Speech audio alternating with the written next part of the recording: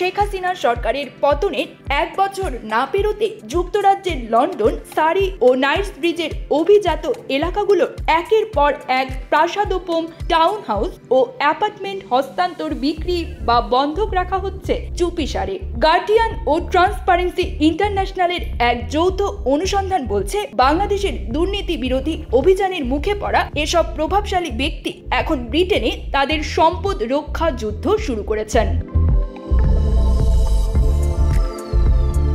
যুক্তরাজ্যের আইন প্রয়োগকারী সংস্থা এনসিএ সম্প্রতি শেখ হাসিনার ঘনিষ্ঠ দুজন শীর্ষ ব্যক্তির সম্পদ জব্দ করেছে।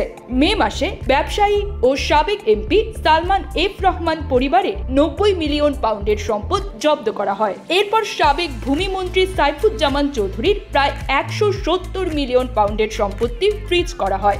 অভিযোগ, ক্ষমতার অপব্যবহার করে বাংলাদেশ থেকে লুটপাট করা অর্থ ব্রিটিশ সম্পত্তিতে বিনিয়োগ করা হয়েছে।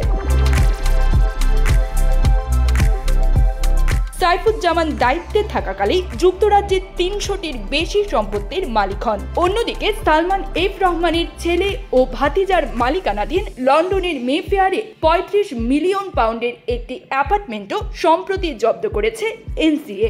দুদক ও বাংলাদেশ ব্যাংকের তদন্তে দেখা গেছে, গত এক বছরে এই প্রভাবশালী ব্যক্তিদের সম্পত্তিতে অন্তত 20টি লেনদেনের আবেদন জমা পড়েছে।